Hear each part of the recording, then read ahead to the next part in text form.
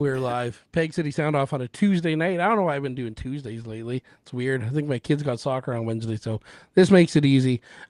Tuesday night, May 27th. Once again, presented by my buddy Jody over at Studio 23, the sponsor for the month of May. This is the second last show for May, but it is going to be a doozy. We got three guests, maybe another one jumping on soon. Who knows? But tonight we are talking about what everyone wants to hear about 90s music. And Woohoo!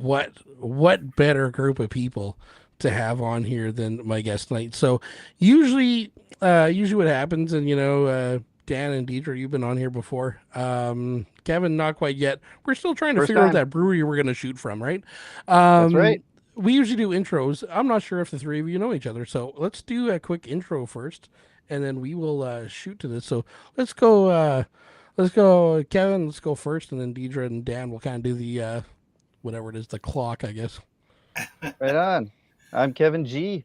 Kevy G, whatever you want to call me. My kids call me Critter sometimes, so that's cool too. Yeah, Critter with a K, they say. Yeah. I'm in a band here in Winnipeg called Saints and Rogues. We're kind of a Celtic punk, Celtic rock, folky, sound like Manitoba party music. So, and this is my cat Lucy.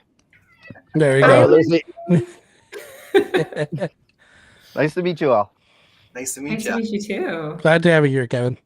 Thank you. Deidre.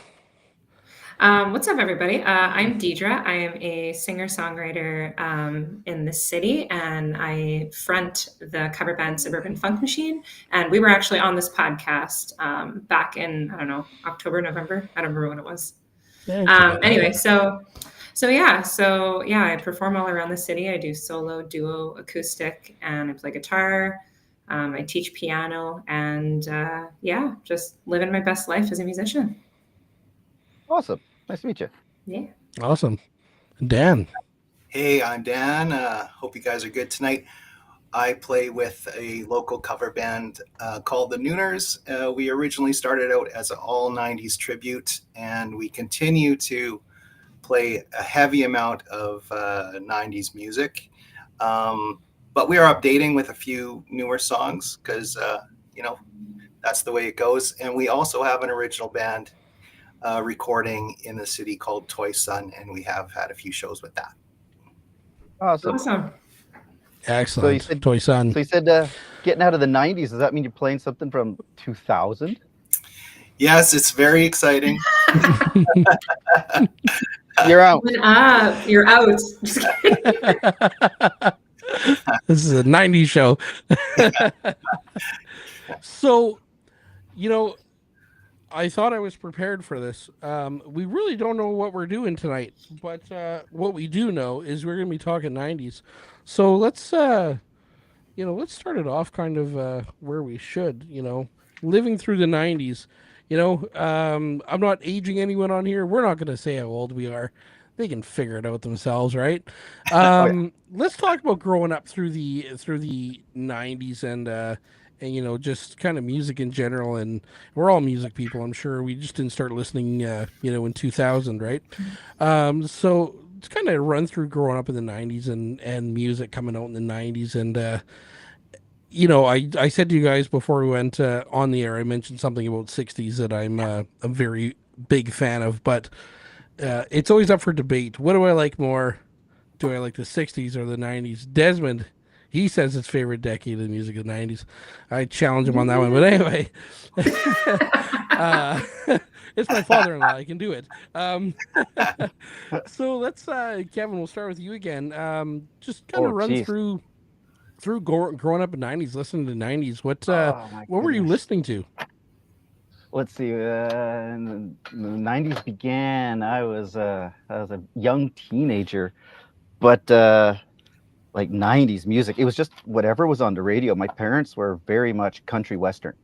Like grew up Riding Mountain, Manitoba, so like it's very country influence. And then we moved to Winnipeg, and then we had Winnipeg radio. With this was kind of odd. So I really only got to hear like whatever like top 40s were on the radio stations, and whatever kids in junior high it was my friends, they had Poison. They had the Poison jackets and the Poison collections, and I'm like, what's an unskinny bop? I don't know what this is. Like, these men have beautiful hair. What is this music? So that was cool. Then I heard one of my other friends had Motley Crue. I'm like, well, okay, this is really interesting. I could get into this. And that was like through high school. It was like a lot of like Motley Crue and Def Leppard and stuff that was older because my parents never listened to this. So I got to catch up, do a lot of catch up in the 90s. Mm-hmm. But then in 1994, I'm standing in a Walmart and they had like a CD kiosk and you could push the button of the album and it would play you like 25 seconds. And we're going through them all. Like Green Jelly, the Bear song. Oh, that was cool. What else you got here? And we saw another one. We're like, what the hell is this band called Basket Case? What's the song called? There's a song called Green Day. And I pushed it and my life changed. I'm like, Mm. what is this? What is this? My parents never had this. My older brother is not much older than me. So I didn't have that older brother influence. And I Mhm. said, punk, this is what I've been looking for my whole life. And then it was Green Day and the Offspring and the Vandals. I still love the Vandals. They're number one. And then I heard Rancid and and then it just took off from there. So that's basically Awesome. my 90s career. Yeah. Excellent. Yeah, we'll get to this part later. Deidre, you're up. Well, I can almost guarantee that I'm probably the youngest person here in the chat. So I don't know, for me, because I was born in the 90s. Perfect. Specifically 1990 is when I was born. So there, now you know my age. But yeah, like I grew up with like actually the first song, it wasn't actually 90s, it was actually 70s. The very, very first song that I remember my dad playing for me was Long Train Running by the Doobie Brothers from 1970s. And that kind of just was my song, and so much so that I still perform it today. However, a lot of other songs that my dad used to play in like my dad had an office in our old house in the basement, and the song that he would blast all the time was Losing My Religion. Oh Every yeah. single time. And that's kind of how I really got interested in music and everything.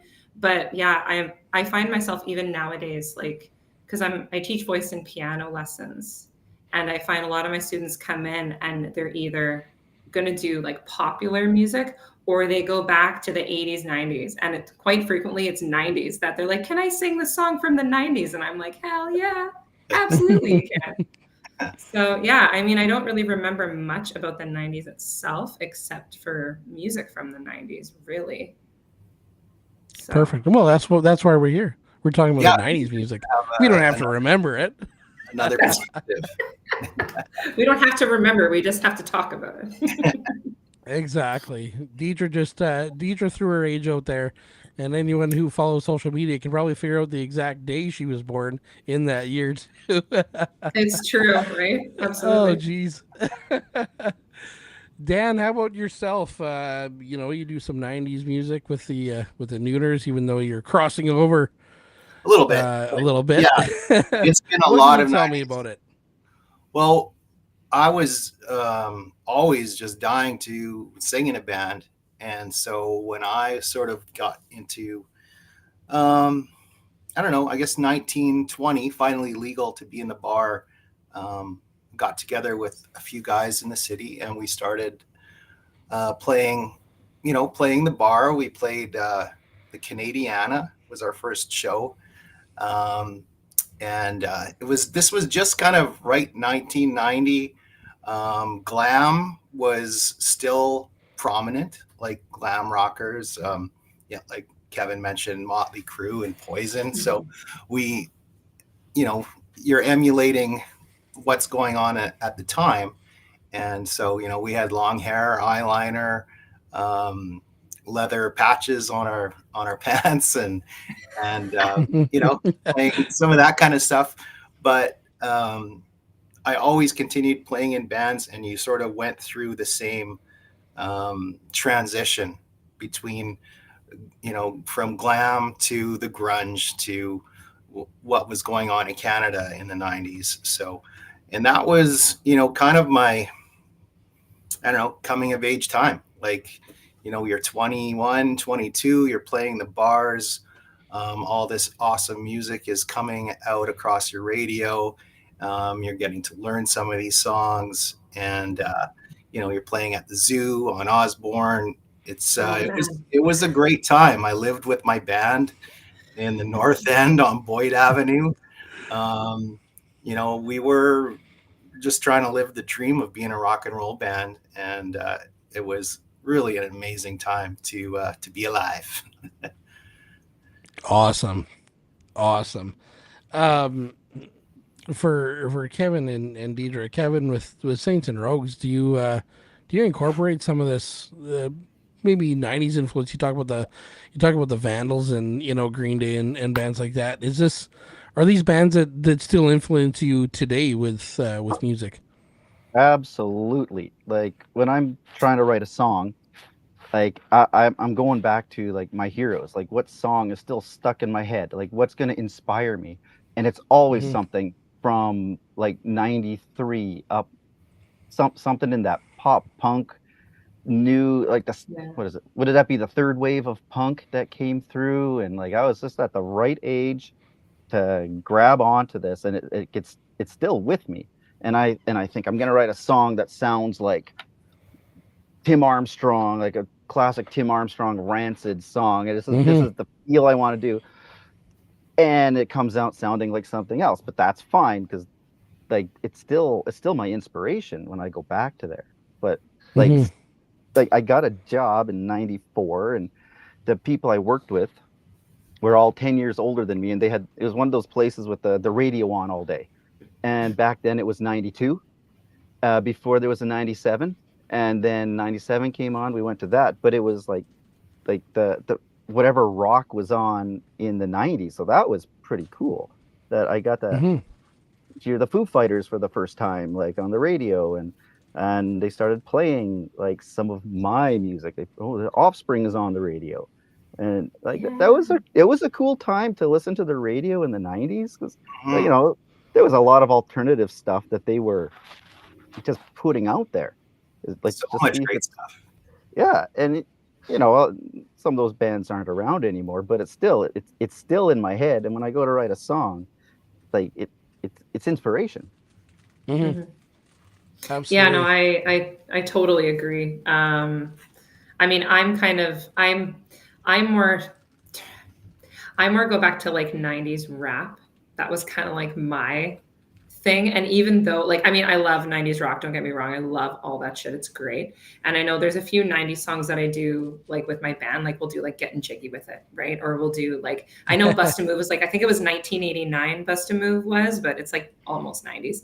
Yeah. Close But enough. like stuff like that, right? But then like you said, like Green Day, like that punk sort of rock that like I absolutely adore. We still do that. And when I write songs now, it's very much trying to emulate kind of like my heroes and people that I look up to, the musical influences. And like definitely the 90s has shaped me for that. Absolutely. But yeah, Hmm. it's such a great genre of music. I don't know. I always find myself, even if I'm on Spotify, it's like I listen to current, like we're trying to find some new songs for our band. And I was looking at a Spotify playlist and it was like top 50 songs of 2025.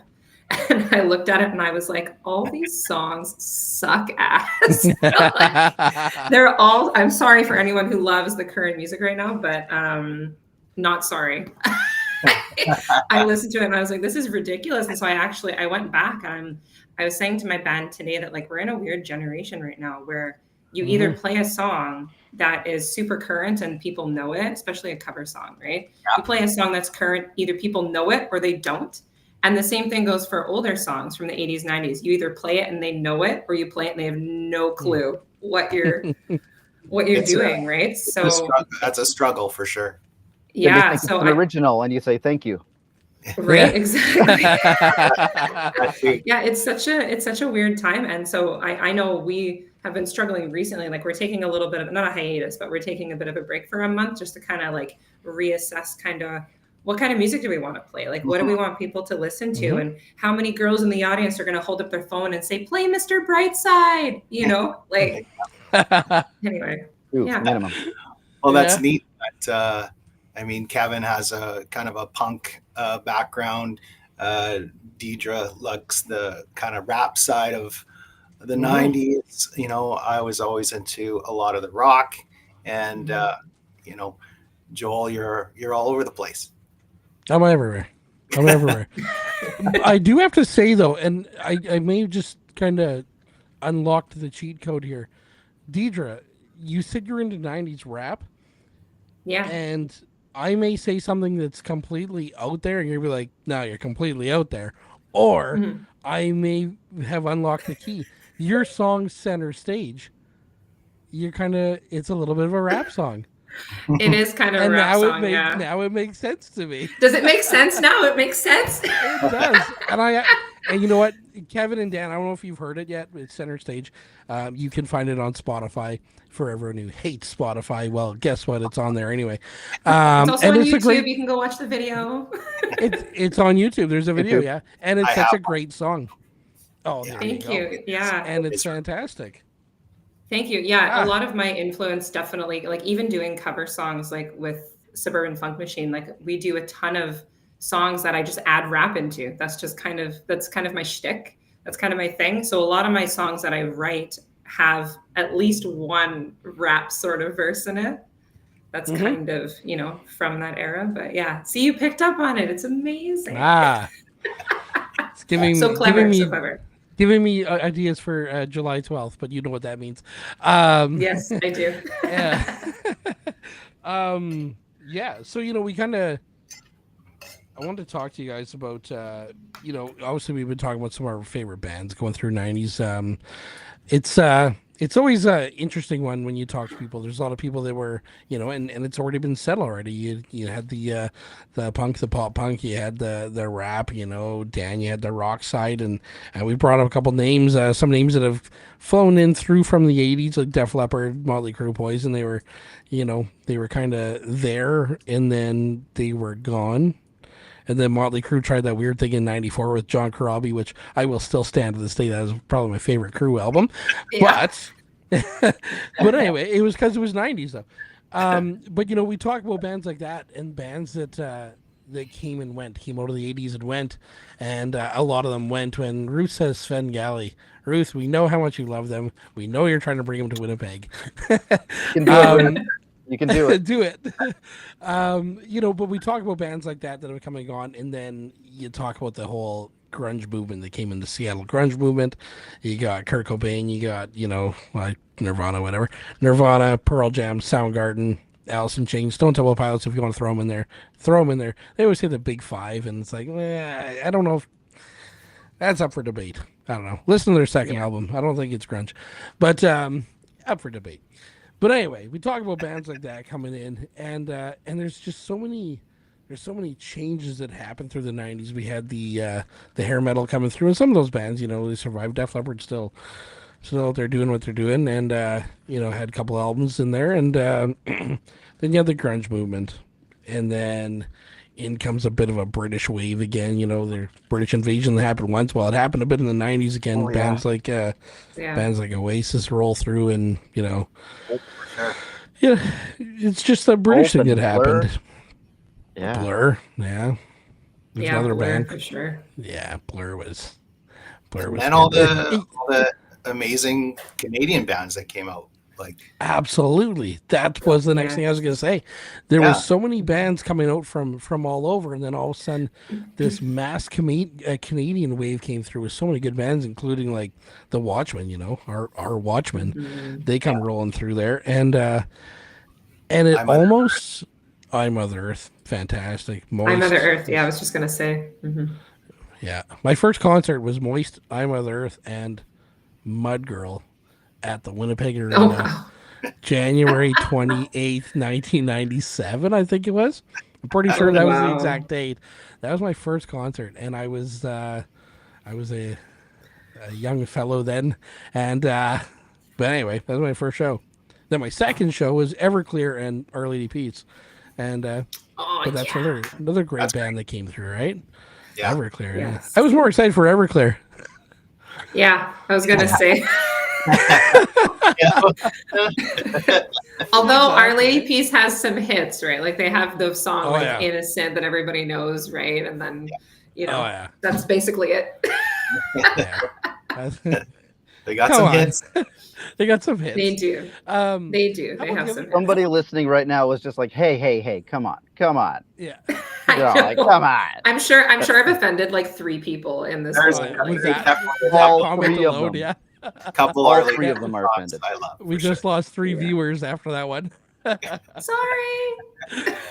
So Like you were saying like Canadian music, like you're talking about your show. I saw Gob tour in '96 in Brandon. Like the Brandon punk scene in the '90s was amazing. Like I lived in Brandon. Winnipeg, but I'm driving to Brandon on the weekend to go see Guy Smiley at the community center. Oh, Oh, nice. wow, nice. Like what a great time that was. Yeah. I got family and stuff out there, so it was a good reason to go. But like the '90s Canadian punk wave, that was amazing. Yeah. yeah, We had for sure, SQ. Lots right? of really awesome music from there. Yeah. I saw Sven Absolutely. Galley at Sunfest. Actually, Ruth. Really. Was that the same Thomas- Sunfest that had Pearl Jam at it? Well, I don't know. All the Sunfests are a bit of a blur, but I was at Pearl Jam as well. Okay. And you know, Thomas says Everclear's back in Winnipeg August 16th.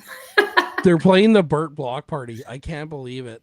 Are they actually? That's Yeah. unreal. Okay. They're playing the same night as Thomas. Correct me on it. They're playing the same night as your buddies there.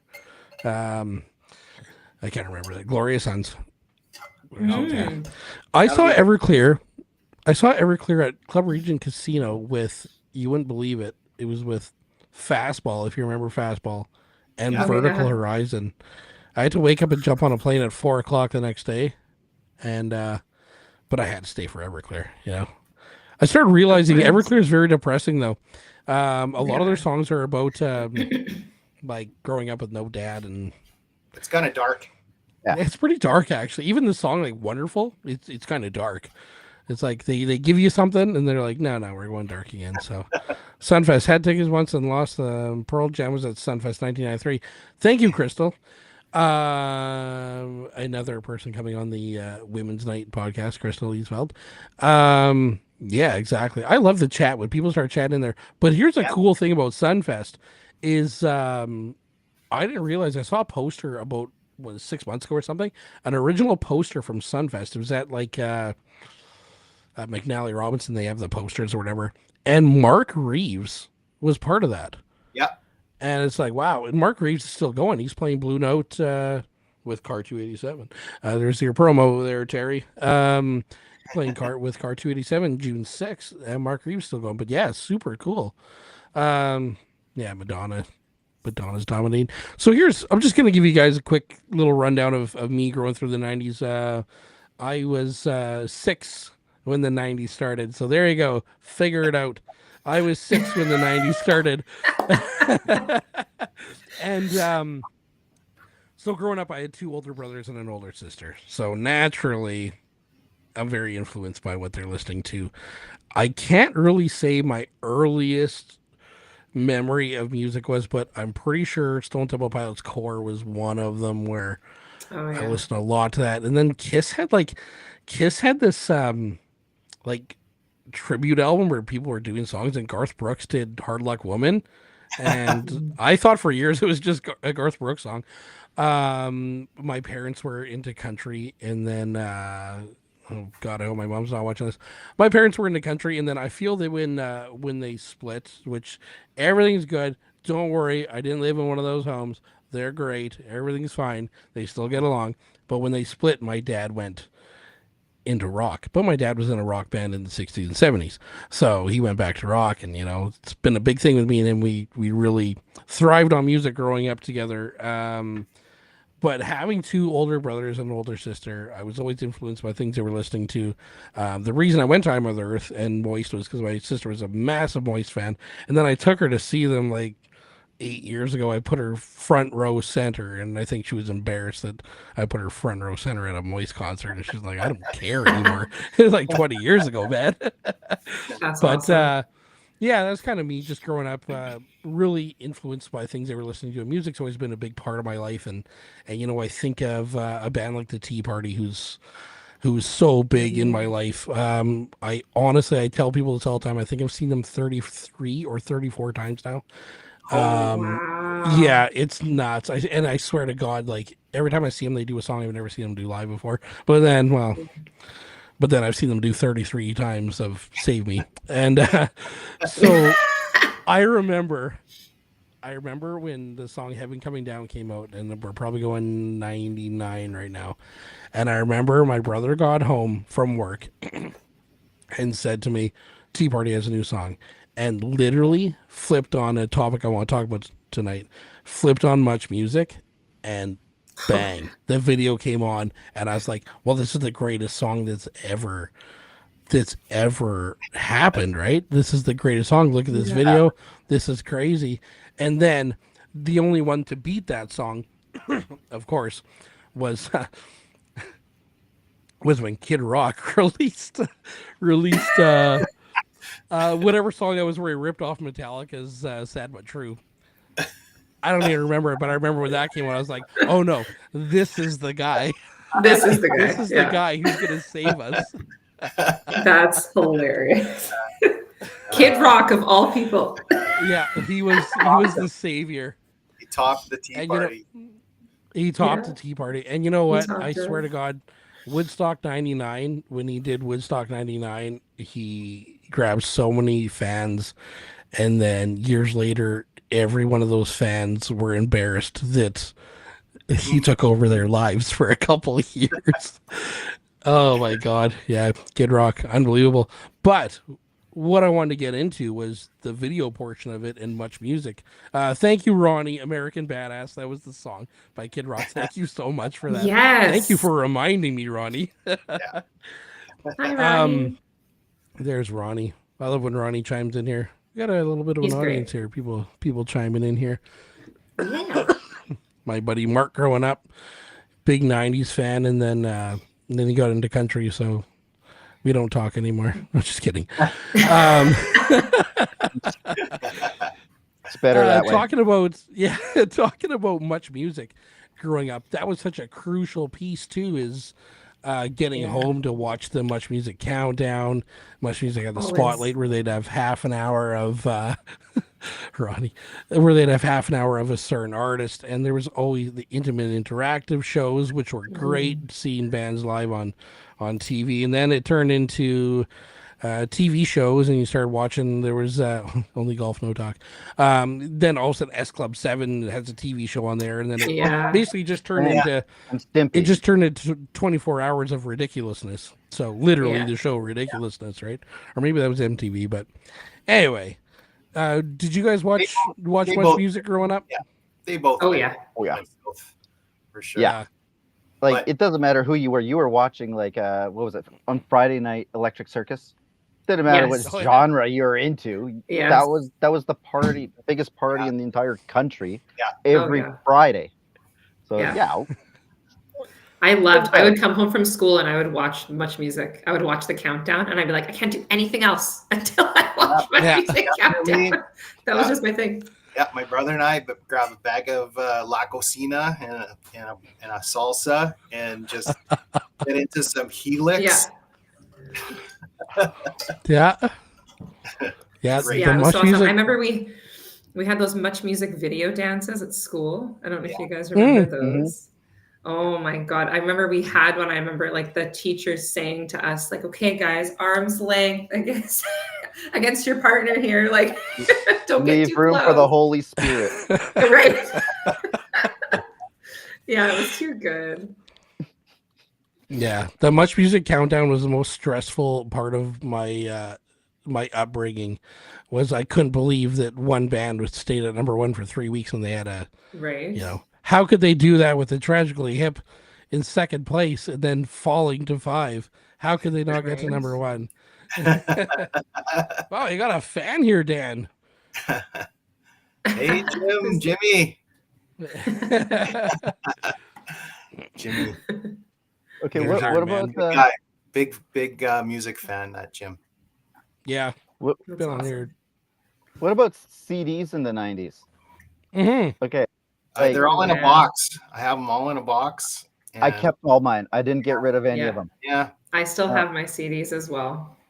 They're I definitely do. still good. I got them. They're sitting right here beside me. Like Yeah. wait, pull them out. And my son, who's he's not a young child. He's an adult. So he listened to the '90s punk growing up with me in the car.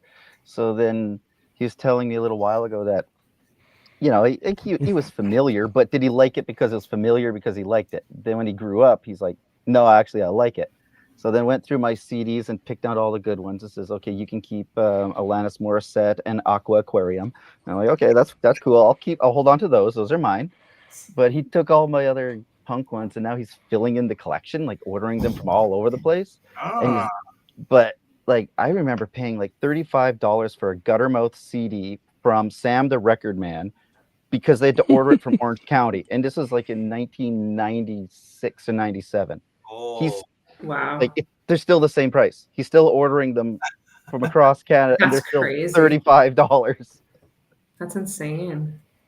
Yeah, Ruth says Columbia House still calls her. They're still around. They're still Wow. around Columbia House. You still have a home phone?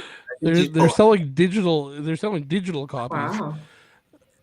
That's crazy. I remember just going to after school, going to St. Vital Mall, going to HMV and just getting like all the CDs and all that jazz, right? And I was Mhm. gonna say too, like Joel probably knows this, but my full-time job is I work at a personal care home. And when we play music outside, we have CD players and we still play CDs like every single day, right? Like we've got Yeah. probably 300-400 CDs of every genre from like the 40s to like the early 2000s. Like it's pretty wild. Awesome.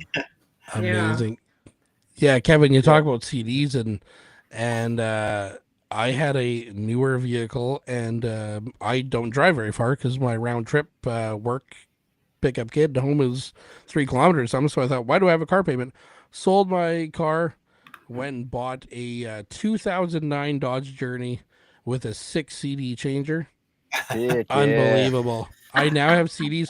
So I was with someone today, came to say hi, and he mentioned bands selling CDs. And he says, a lot of people don't even play CDs, and we're buying local CDs just to support the band. And I thought, well, what are you talking about? I got a 6 CD changer in my car. I'm playing these things. Yeah. Mhm. But yeah, CDs were awesome. The three of you, do you remember the first CD you ever bought? Oh my gosh. Oh. I remember the first album. Which one? My mom bought me Hit Express from Kmart. It was like a K-Tel compilation. Yeah. It was probably 11. Nice. I'm not sure about the CD though. No. You know what? I actually, now that I'm thinking about it, I had to do a little Google search here. I think the first CD I actually ever bought was Eiffel 65's Europop CD in 1999. Nice. I think that was the first one I ever bought. And then after that, it was 2000s. Then I had like a Three Doors Down. I had a couple Three Doors Down CDs, but yeah, I think Eiffel 65 might have been the first one I ever bought. There you go. Unreal. Yeah. Aaron Manson's Family Okay. Values Tour. Aaron, that was with was that with Aaron Lewis doing Outside with Fred Durst? Because that was a banger right there. I don't know if you guys know the history of that song. That song wasn't even completed, and he went up on stage and made up the lyrics or something. If you know that song, it's a crazy. I only heard it like last week that Fred Durst had him go up there and he like made up the words. And then, it's just, that's such a cool story. I love those stories like that. Aaron says, no, must have been the next one. They had a couple of Family Values ones. Those were Oh, he massive. says Big Shiny Tunes. Those I were remember Big massive. Shiny Tunes. Massive Oh, yeah. sellers. Big Shiny Tunes, too, especially, too. Yeah. You know what? I'll tell you guys, I actually have a list here that I'm going to bring up in few minutes, and I actually had Big Shiny Tunes 2 on there. I was thinking of my favorite albums from the 90s, and that was such a game changer. Those compilation albums. They had the Now albums, and we were on like 90s Now Now. 3, and England was on like Now 340 or something. Yeah. And movie soundtrack albums, like you had the what was it, the Dumb and Dumber movie soundtrack and Pulp Fiction soundtrack, American Pie. Like, Honestly, I couldn't really afford CDs in the 90s. I was literally living pretty poor. Ah, I get that. I understand that. Yeah. I was thinking too, like that Oasis, what was that CD? Like what's the story? Morning Glory. Yeah. That was like one of the biggest like CD sells in the 90s, I'm pretty sure. I'd have to look it up, but I just remember that. Oh, it's huge. Huge. Yeah. Huge. That was a big one. Crazy. There's so many good ones. Like there's so many good CDs. My first CD, and I am proud to say it because I probably didn't know at the time, but my first CD was Silent Radar from The Watchmen. I probably didn't know they were from Winnipeg at the time. I got a CD player, and then I got to pick 2 CDs the same day. It was just like those little ghetto blaster things. And I got to pick 2 CDs, so I picked that one, but that was the first one that I picked. The second one was Big Wreck in Loving Memory. And those were the 2 CDs I took home. And good start. Oh, I love hell of a start. Big Wreck's so good. Wreck. Yeah. Big Wreck, they just got so good. Yeah, movie soundtracks. I remember buying the so I was in grade 4, the 3 Musketeers soundtrack that had Bryan Adams, Sting, and Rod Stewart on some song. And it was that, and then 11 songs of just like orchestra music. And I took it to school one day, and we got to like, one kid gets to bring a tape, and I brought that and had one song and then a bunch of orchestra music. I remember all the kids absolutely hating it. And that was probably the last time I played that. So you were not the cool kid after that day. I was not the cool kid. A good thing I had a cool teacher. I had a cool teacher that played guitar sometimes and played. He played Hotel California on his guitar and asked the students their interpretation of the song. And here's a bunch of like grade 4s interpreting Hotel California for him. And it was merely just a hotel in California. Right. That's interesting. Radio. You mentioned radio. And my buddy Mark here chimed in earlier and said something about 92 City FM. I don't know if they were 92 City FM then. Anyway, it was 92. But they used to have the top 6 at 6. I remember this. And Meatloaf was dominating the top 6 at 6 with his I Would Do Anything for Love song. Anything for love. Yeah. That's the one. It back then. Yeah, absolutely. Lots of radio 7 minutes listeners of your back day then. gone every day. Yeah. Well, yeah, radio. Yeah, radio was easy, or there was free. It was nice when it started to shift more into what was coming out, because there was a lot of stuff that was played a whole lot that sort of drove you nuts. Like, oh my God, not this song again. But then they'd start playing, an Alice in Chains song or something. So as that stuff started coming in, it was radio was pretty good. Especially after like 9 p.m. Then they start playing some harder stuff and some more rare. Like first time I heard November Rain was probably like 10 o'clock at night on an old radio. Right. Yeah.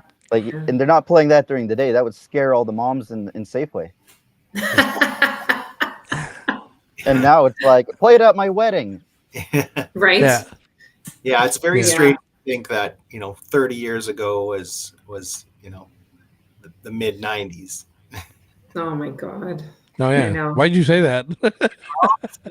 How dare you say that? Why do you want to bring reality into this conversation? We were doing so well. This isn't a reality show. I'm out. I'm out. Just oh, that's so funny. All right. But yeah, isn't that something though? Like what drives me nuts is when you talk to someone, they talk about classic rock, and classic rock is like Smash Mouth. I'm like, wait a minute, what are you talking about? It's still. It's still Kansas. It's still Boston. Right. What are you talking about? I heard someone say, a little while. It might have been my buddy Ryan, in the bass for the Zaps. I think he was telling me that like the Offspring, like genre, like that rock that came out in like mid '90s, like that, is now called dad rock. Yeah. Like I'm not offended, but I don't want you But to I say that am to a me. little. Yeah. Like it's not classic rock, it's not classic punk, it's dad rock. Like put on your Dad cargo rock. shorts and put your baseball cap on and go stand at Yeah. the edge of a soccer field and listen to some dad rock. Yeah, exactly, That's right? hysterical. Reality song. Unbelievable. How dare they? That's How dare wow. they? But still so No prevalent. kidding. Yeah. Yeah, Like exactly. they're not wrong. Still so prevalent. Yeah. That's awesome. And you know, wow. it's like I saw a thing the other day, and it was talking about kids in 97-ish or whatever, and it said these kids would be slow dancing at their high school dances to freshmen from the Verve Pipe. Well, that song's about, I'm pretty sure the song's about suicide, and they're slow Yeah. dancing to this thing, and it's like, wow, okay. Yes. It's like Stairway to Heaven. I don't understand the slow dance to Stairway to Heaven. I haven't figured that out yet. But I know. It seems so It still morbid. happens. Like, Yeah. like why are we slow dancing to You're this? taking Like, me way back. You're taking me back there, Joel. Glen Lee, You know what? Glen Lee Community Club. You know There what's you go. there's another song. Do you guys remember Third Eye Blind? Yep. So that Semi-Charmed Life song, for years, I was like, this is the best song ever. Have you ever read those lyrics? Oh yeah, Like that is it's- like Yeah. one of the most depressing songs of all time, but it's so happy, right? Like they mask, the sad lyrics with like Yes. upbeat music. And I remember being at school dances, and that was a song we would dance to, and we're like, woohoo! And I'm like, this is so sad now. Mm-hmm. If my wife is watching now, she's probably getting a kick out of it because Deidre, you wouldn't believe this. Third Eye Blind is like, and I don't think there's an argument, they're my favorite all-time band. I still listen to Are them they like really? new stuff. Yeah, I have all their albums. I've traveled twice to go see them. It's but yeah, Semi-Charmed Life is Yeah. it is quite the thing actually. And once you know that, if you go deep into like, okay, their first album is like, it's the first album, but when you Yeah. go deep into it, like 6-7 albums in, it's still kind of the same. They're still hiding things in Really? there, and it's Oh, quite yeah. some. But yeah, Interesting. it's funny that I'm gonna have to go do a deep dive because that was Wow. one of my songs. Like I listened to that song like all the time, and I was like, "This is the best song ever." And then as I get older, I'm like, "What the hell am I listening? This is like so sad." Like all the lyrics they put into that, and you're like, "Wow, that's they were going through some tough shit." yeah. like- Well, their whole first album's pretty. It's actually Yeah. very dark when you get Yeah, into oh, it. yeah. I could tell you, listen to God of Wine. That's a pretty dark one in the Mhm. background. But yeah, they're like Crazy. they're tops. How about some other bands who were we kind of talked about bands, but who are some bands you really got into out of the '90s and maybe you're still listening to? Ooh. Well, I love Eminem. Yeah, I love Soundgarden. I mean, Soundgarden too. Soundgarden was yeah. incredible. Alice in Chains. Yeah. Yeah. Mine was for me. It was Eminem. I still listen to Eminem today. But Oh, like for old sure, right? Eminem, like old school, Eminem. Yeah, like bands that are like, or performers that are still going today. Like I still love Yeah. Rancid. They're still going. I love the Vandals. They're still going. Like Oh yeah. it's just like they caught me in the '90s, and they never let go. I'm glad they did. Mm-hmm. Yeah. That's then good. there's It's something also that sticks, right? Yeah, Yeah. then there was the fun like one-hit wonders, like the secret songs that you don't want anybody to know that you That you listen to. downloaded the MP3 Yeah. off a Napster back in the day. Yeah. Yeah. And so it was like, are you listening to Mbop by Hanson? Like, no. But No. yeah. But But yeah, I actually just I'm not listened to that saying- song the other day, believe it or not. It's anything okay. went in the 90s. probably Yeah. those kids at the King's Head probably like that one. Oh, I know. Yeah. I Oh, know. I still listen to Matchbox 20 actually today. That's one of my There's no I still shame love in that. I They love were it. so good. They were, yeah. Yeah. Thank you, Carlos Santana, for ruining Rob Thomas for us. Yeah, Rob Thomas. That is awesome. I'm looking at all these comments now. Oh, they're so good, eh? My buddy Mark That's ribbing me great. more than one song. Come on, Mark. Come on. Right? Exactly. Yeah, I know What about the comments is always so great, and like I could say so much about like this Mark guy. He's like my childhood best friend. We listened to so much music together. He lived across the I'm gonna say across the yard from me because there's literally like a green space that separated our houses. And I remember going over there and listening to 92 and listening to songs, and we'd have the cassette deck out with a blank tape and we'd record it.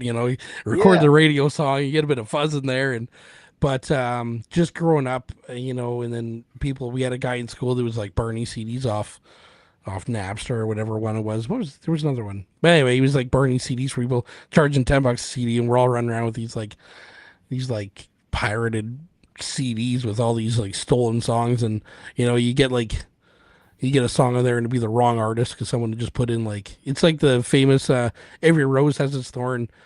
Yeah.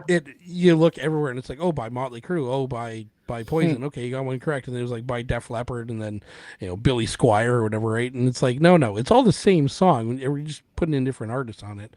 But just growing up through that and the whole burning CDs thing, and what a game changer that was. And Oh, so many but look how Oh, far we've yeah. come. Yeah. Look how far we've come. We got Absolutely. Spotify now. Yes, I know. Spotify. I remember what it was. I love Spotify. I remember LimeWire was the one where I used to download music illegally, or not illegally, but LimeWire was the one. Yeah, exactly, right? That one for sure. Yeah. And isn't it funny remember looking that. back on it that growing up we're ripping these songs, it's like whatever, I'm getting my music for free, and now we're like, pay for your music. Yeah, We're pay for the starving. music. I'm paying We're for it now. starving. Like I'm paying for it now. Starving artist. All those CDs I ripped back then, like I said, I didn't have a lot of money, didn't buy CDs very often, but we sure downloaded a lot. Oh, yeah. A lot. Oh yeah. And now I pay my monthly fee, and it's all going back. It all balances. Yeah, out. exactly, right? It all worked out in the end for someone. Yeah. So I got a bit of a loaded question here. And you may not have the answer for this. I came very prepared for this. I was so excited to have you three on here tonight to talk about 90s, but do you have a favorite year of music in the 90s? That's a tough one. Deidre, I know it's a bit harder for you, but do you have a year? And you talk about Eminem. The first Eminem there was that 90. That was 99. Yeah, it was 99. I was going to say probably 99 for me because I know That's a going big back, year. that's tend to where I go. Yeah. It's a big year, and it's something we didn't touch on with, when 99 had, that's when the whole 98, 99, the whole Britney Spears, Christina Aguilera, Backstreet Boys. Yeah. Like, I mean, much music bringing in the year 2000 when the ball dropped, they were playing I Want It That Way from Backstreet Boys. Yeah. And I'm pretty sure they played it like 4 times over. Oh, I was listening to Iron Man going into it, but yeah. Yeah, I would probably for sure 99 for me, even though I'm younger. But what? For sure 99. It's a crucial year in music, especially with the 90s, but it's not only the 90s, though. It's a crucial year in music in general. There's a lot that happened in 99 bringing into 2000. How about the two of you? Certain year? It's got to be 94, 95, because you had solid Green Day Dookie came out. You had Rancid Out Come the Wolves, Vandals, Live Fast, Diarrhea. It was the end of the Ramones. The Offspring Smash I think was 94, but like it just keeps going. Like they're Gob, Too Late, No Friends, or it might have been 94, 95, but like that those 2 years, even 96, there was some cool stuff. I think those 3 years had so much in my favorite genre, but like that there's still albums that I listen to today. Oh yeah, for sure. I would lean towards that as well. Probably even just the 93, 94, the transition that was going on.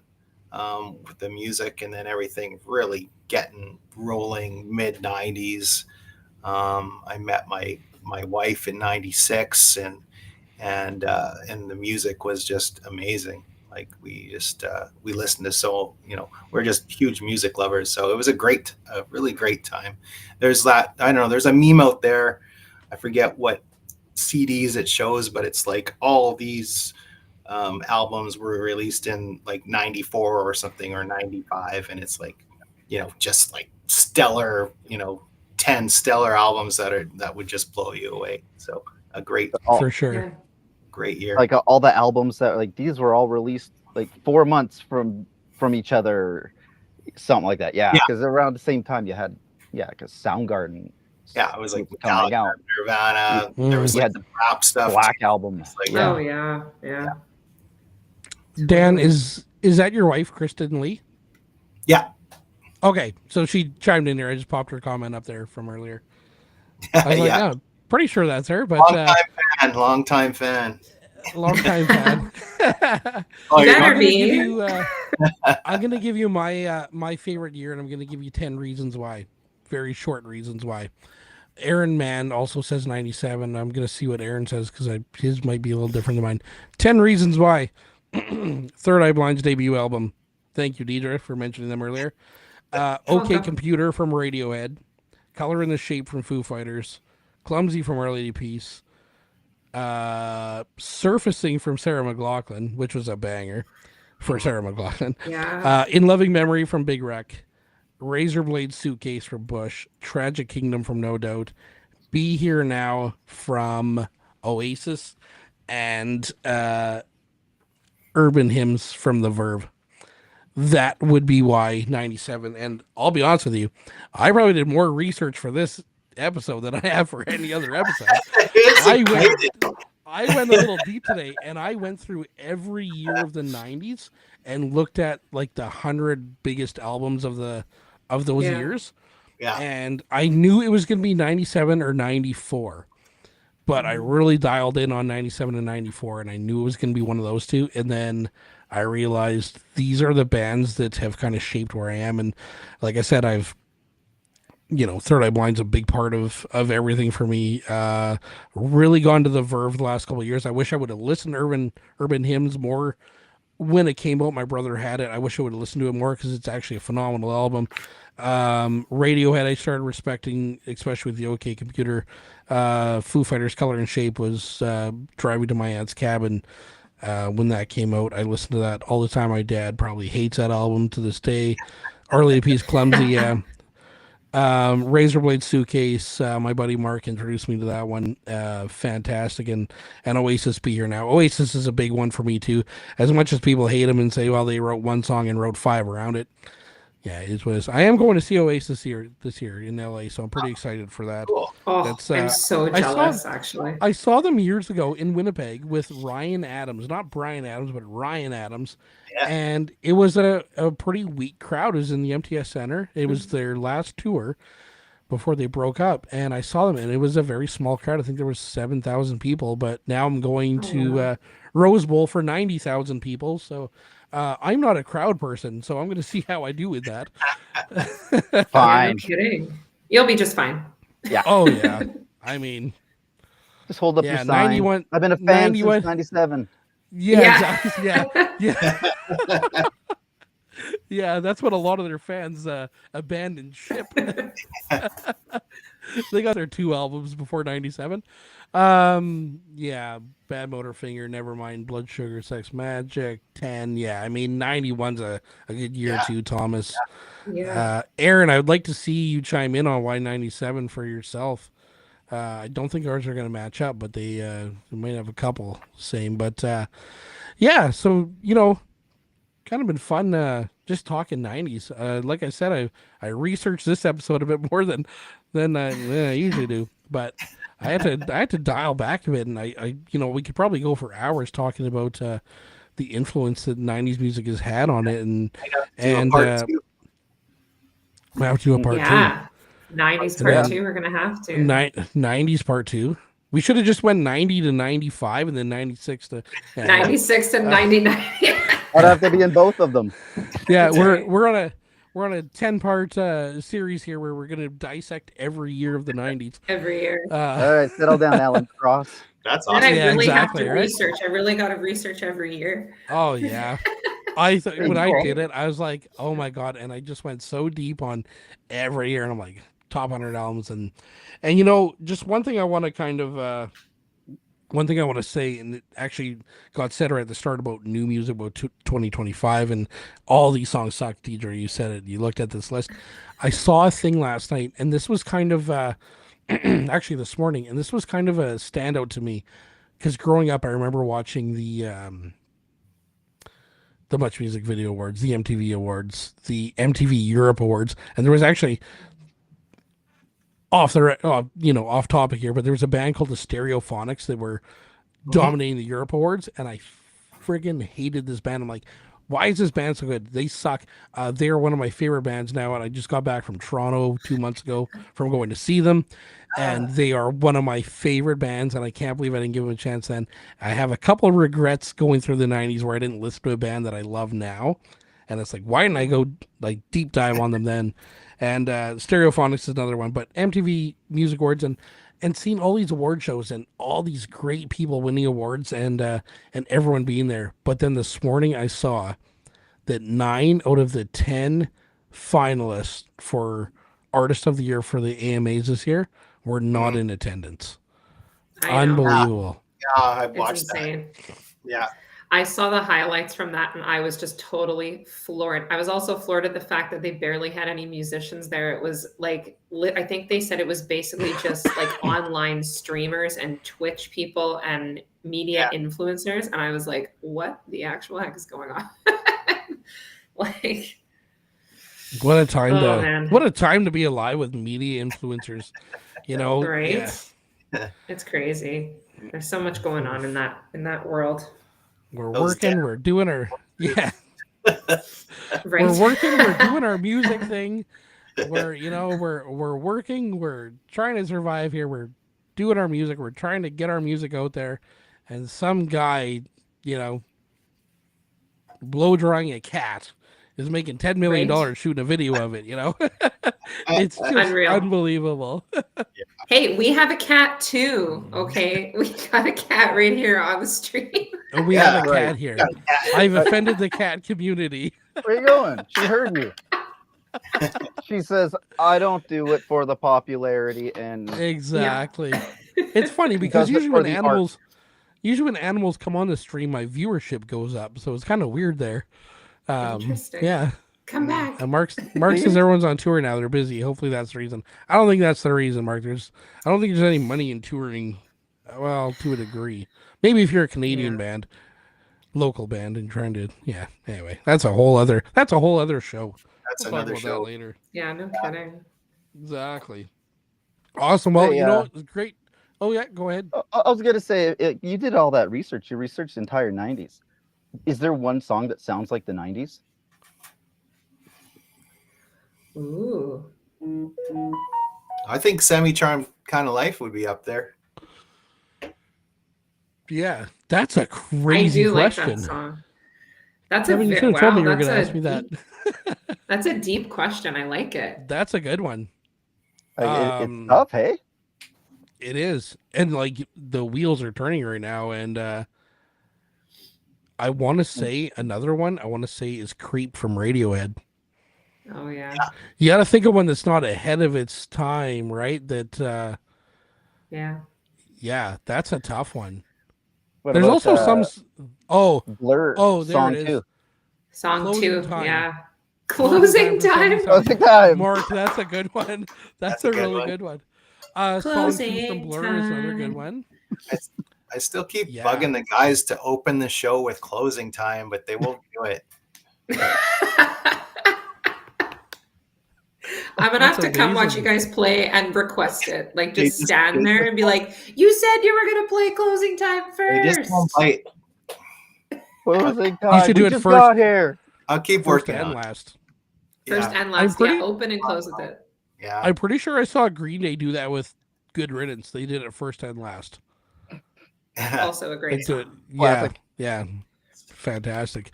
Now before we close out, completely off '90s topics, I want to kind of plug you guys for a second with some stuff. Kevin, you got anything coming up with Saints and Rogues? Nothing, no shows booked yet, but check our website out, saintsandrogues.ca, and we've always got new shows posted there. Awesome. And when you do get a show, we got to line up the podcast with you guys. I know we're going to try and shoot for live from a brewery. I did live from the Assiniboine Thursday night. It was pretty fun. It was a good time. And I plan on doing one from the tap house soon. And yeah, it'd be good. Right on. Yeah. Saints and Rogues and breweries. It's like, yeah, it works. Whatever you want to do, it's going to work. Exactly. I did hear at the end of my street there's I'm on Morley, anyone who wants to stalk me. I heard yeah. I heard that there's a brewery coming down at the end of the street here, and it's the one that is by the concert hall. The Nonsuch. Nonsuch. Awesome place. Nonsuch is putting another Nonsuch over on this end of town here. Osborne. Nice. There was a bar there when I lived there in the 90s called the Polecat Inn. It's been a lot of different things. So that'll be really cool. That'll be cool for you guys. I'm going to look that one up. We'll meet ya. Exactly. Meet you for a beer. Yeah, exactly. Deidre, what's going on? Suburban Funk Machine's on a little bit of a month away. Yeah, so I am playing this Friday night an acoustic set at the Riverside from 8 to 11 Friday night. And then Saturday night I'm playing at Rib Fest. Actually, going back to this podcast, I was told it's a 90s theme at Rib Fest. Ooh. So I am actually, when we were talking about like Vertical Horizon and a few other bands there, I'm actually playing a couple acoustic tunes. I'm playing Everything You Want by Vertical Horizon on Saturday. Oh, right on. Yeah, so that's at Rib Fest. I know like Matt Corey's playing at Rib Fest on Sunday, and I think Jane Fuentes is playing on Sunday as well. And I'm playing Saturday at 1:30 for an hour. And it's at Assiniboine Down. So if anybody's interested, you want to swing by. And then my band Suburban Funk Machine, we're playing June 5th or 6th. I think it's the Friday at the King's Head coming up. So June 6th. So it's the Friday. Nice. Yeah, and you can find all the stuff on our website, www.suburbanfunkmachine.com, or my website, www.djboris.com. Yeah. Ooh, websites. Cool. I know. Oh, 90s. Dan, how 90s of you. Dan, how about you? You got anything coming up? Yeah, we got a couple things for the summer. Generally like to play outside in the summer rather than being stuck in the bar, but we have our usual King's Head show. Also June 13th. I think that's a Friday probably. And then we get outside and we are at the Gimli Harbor stage on June 28th, which is a Saturday. So outside at Gimli. And then the next one that weekend, or the Monday, I'm really excited about. We get to return to Blue Note Park, and it's called Canada Night, and we'll be doing an all 90s, strictly 90s Canadian tribute set. As well, Andrew Neville and the Poor Choices will join us with a set of Stomp and Tom. So that's Eventbrite. If you want to come out on Monday, June 30th for All Canadian Classics and Stomp and Tom. And then August 23rd, we're out at the Winnipeg Beach bandstand right on the lake there. It is a beautiful venue to be outside and see a show at. Amazing. Yeah. And then the original band, also Toy Son, has 3 songs recorded. They're coming out soon. I don't know how we're going to do it, but they're ready. Nice. Awesome. And anyone watching right now, and like, check out Toy Son, check out the songs on there.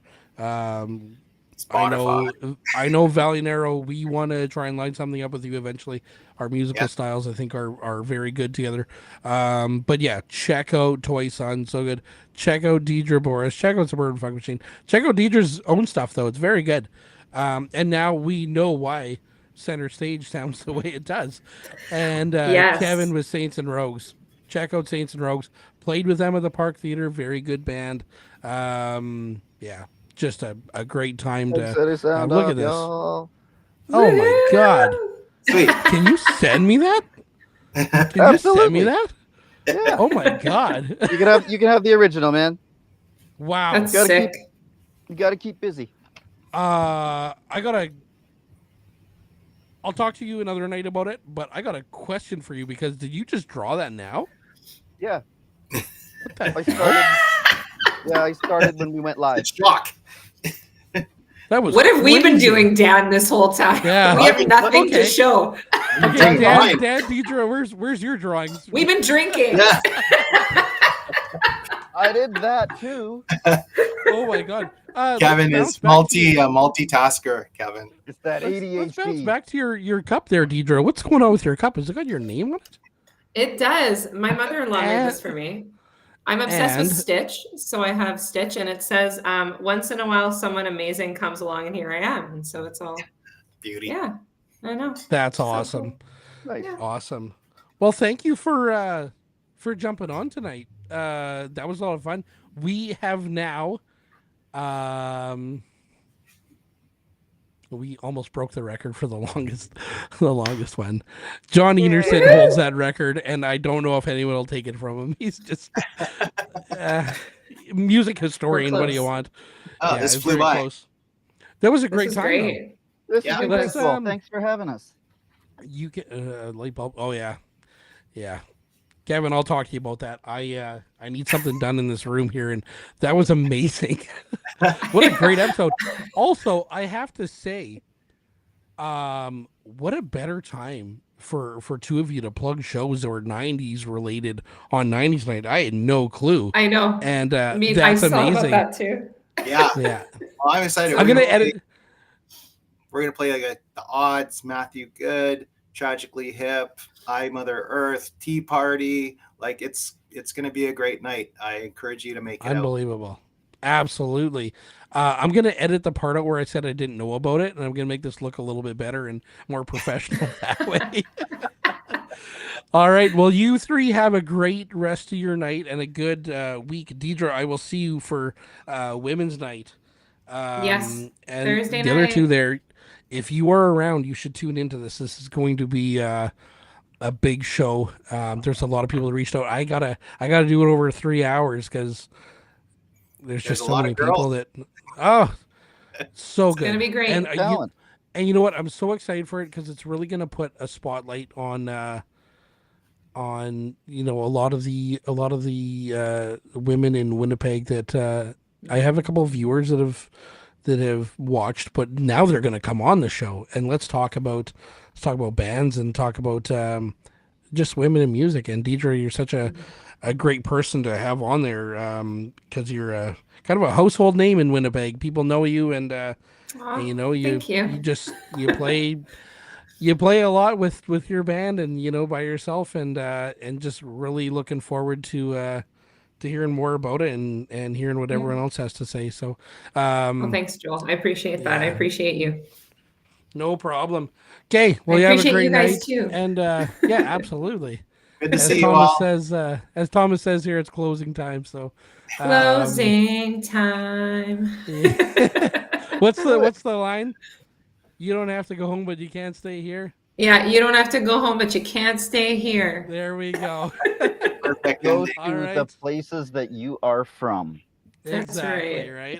Good night, you All guys. right. Thanks. Good Love you. night.